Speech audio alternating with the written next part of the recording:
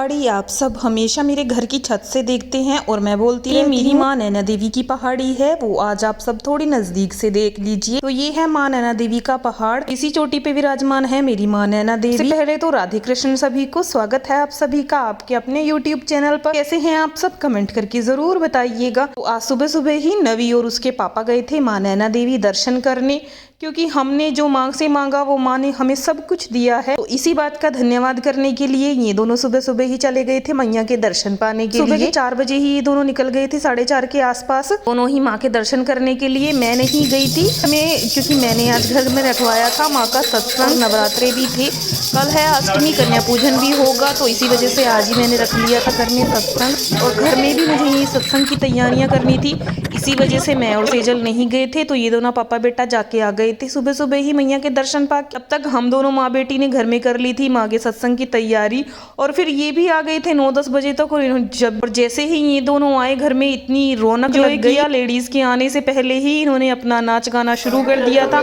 मैं लगी हुई थी सत्संग की तैयारियों में और ये इन सब ने घर में लगाई हुई थी रौनक, और पूरा इन्होंने ही गाने बजाने शुरू कर रखे थे। और तो फिर मम्मी ने बोला हमें कि पहले तुम मत्था टेक लो।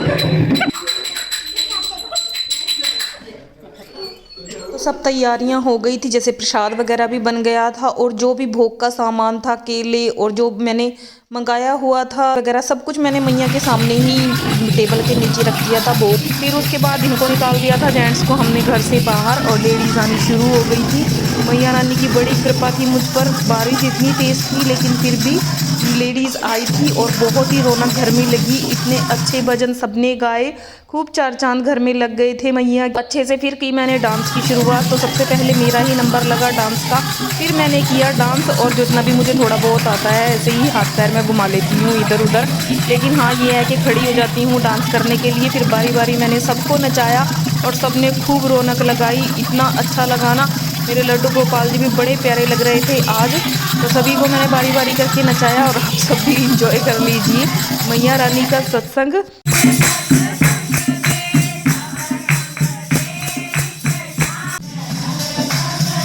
उसके बाद आरती हो गई थी, आरती के बाद सबको प्रसाद वगैरह दिया और सब चले गए थे धीरे धीरे। तो फिर ये देखिए रसोई की और घर की हालत कुछ ऐसी हो गई थी, लेकिन इसको देख बड़ा अच्छा लग रहा था क्योंकि बहुत ही सुंदर बड़ा ही प्यारा सत्संग हुआ था। तो ये चौकी मैंने माता की लगा रखी थी और मैया ने अपने दर्शन भी दिए। लड्डू गोपाल जी देखिए कितने प्यारे लग रहे हैं ना मेरे, तो बड़ी ही अच्छे तरीके से। फिर हम दोनों हस्बैंड वाइफ लग गए थे घर में। थोड़ी सी झाड़ू वगैरह तो नहीं लगाना होता है, लेकिन फिर भी ना हम दोनों ने पहले ही दरियाँ वगैरह उठाई, और उसके बाद जो मोटा मोटा कूड़ा सा था वो मैंने ऐसे ही हाथ से उठा के फिर पूरी रसोई वगैरह क्लीन की, क्योंकि अगले दिन अष्टमी भी थी, कन्या पूजन भी करना था। और उसके बाद ये देखिए हमें ना पता ही नहीं चलता है कि कब बातों बातों में हम घर का सारा काम कर लेते हैं। और मेरे हस्बैंड बहुत सपोर्टिव हैं, हमेशा मेरा हर चीज़ में साथ देते हैं। तो अभी ये चले गए थे ये सामान वगैरह देने के लिए, और फिर मैंने मोटा मोटा सा ये कूड़ा वगैरह उठाया।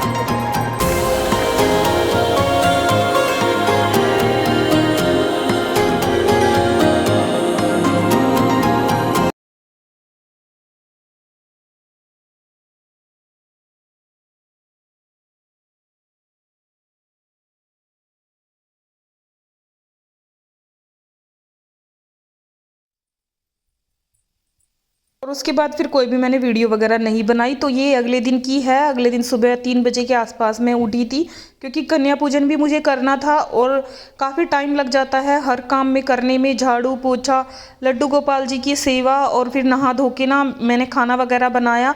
तो अभी तो मैं सिर्फ यहाँ पे झाड़ू पोछा ही कर रही थी। तो 3 बजे मैं सुबह के इसलिए उठी थी क्योंकि 6 बजे के आसपास ना फिर मैं कन्याएं बिठा देती हूँ, क्योंकि ना फिर कंजकें मिलती भी नहीं है। कई तो बोलते हैं कि इतनी जल्दी क्या है, धीरे धीरे कर लो, लेकिन नहीं भाई, सुबह सुबह में ही कंजकें मिल जाती हैं, उसके बाद फिर कन्याएं मिलती नहीं हैं। और इस टाइम पे ना आराम से मैं अपना उठ के काम कर लेती हूँ। तो 6 बजे के आसपास मेरी कंजकें बैठ जाती हैं, और वही 7-8 बजे के काम आसपास घर का सारा काम खत्म हो जाता है। और बाहर का मौसम देखिए कैसा हो रखा है, बादल कैसे हुए हुए हैं। तो तारे भी काफ़ी बड़े बड़े थे आज, तो दिखाई दे रहे थे फ़ोन में भी। तो अभी तारे भी निकले हुए थे और बहुत अंधेरा हो रखा था बाहर। तो मैंने नहा धो के पहले जोत लगाई, लड्डू गोपाल जी को स्नान करा के श्रृंगार वगैरह किया। फिर मैंने सारा का सारा खाना बना के पहले मैया को भोग लगाया, और उसके बाद अपने लड्डू गोपाल जी को भोग लगा दिया था मैंने। तो खाने में वही छोले और पूरी खीर वगैरह बना के मैंने अपने लड्डू गोपाल जी को और माता रानी जी को भी भोग लगा दिया था। तो अभी आप टाइम देख लीजिए कि 5:45 भी नहीं हुए हैं, 5 मिनट हैं अभी बजने में 5:45 भी। तो ये मेरा काम सारा ख़त्म हो गया है। इस टाइम तक झाड़ू पोछा, लड्डू गोपाल जी को स्नान वगैरह करा के अभी ना फिर मैंने सोचा कि फटाफट से ना मैं सारी पूरियाँ वगैरह बना के रख लेती हूँ। यहाँ तक कि आपने देखा मैंने सिंक भी खाली कर रखी है, जितने भी बड़े बड़े बर्तन थे मैंने सारे के सारे धो मांज के रख दिए थे, खाना वगैरह छोटे बर्तनों में खाली करके। और खाना ना मैं इस दिन भी ज़्यादा क्वांटिटी में नहीं बनाती हूँ, थोड़ा हिसाब का ही। कंजके इतना नहीं खाती हैं, थोड़ा थोड़ा ही खा के वो जाती हैं। और इस टाइम तक तो 6 सवा 6 के आसपास उनको कहाँ इतनी भूख होती है, तो बस लेके बस थोड़ा भोग लगाती हैं और फिर लेके चली जाती हैं। तो उसी हिसाब का खाना मैं बनाती हूँ। और अभी मैंने सोचा कि यहाँ पे ना फटाफट कंजकों के आने से पहले मैं सारी की सारी पूरियाँ बना के रख लेती हूँ, फिर बस उनको मुझे भोग लगाना ही रह जाएगा।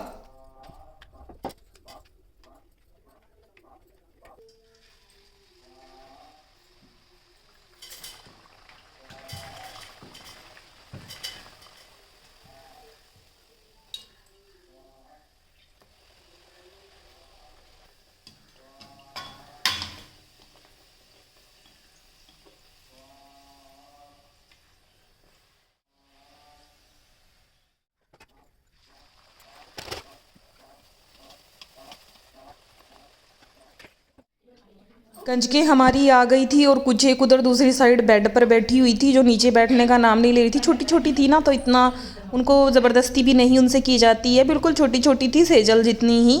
सेजल तो दूसरी साइड में अपने भाई के साथ बैठी हुई है, लेकिन वो नहीं बैठ रही थी, तो इसलिए मैंने उनको दूसरी ऊपर बेड पे ही बिठा के खाना वगैरह दे दिया था। तो कन्याओं को भोग मैंने लगाया, फिर दक्षिणा दे के कंजके चली गई थी। उसके बाद ये दोनों भी उठ गए थे सुबह में ही। तो अभी इन दोनों को नहलाऊंगी और फिर उनके कपड़े वगैरह चेंज करूंगी। और अभी बजे हैं सुबह की 7, तो कंजके भी बैठ गई हैं और घर का काम भी खत्म हो गया है। बस ये थोड़ा बहुत ही मुझे रसोई को समेटना है, तो इसको समेट लेती हूँ और आप सबसे मिलूंगी एक नए ब्लॉग के साथ। तब तक के लिए राधे राधे। ओके, बोलो जय माता दी।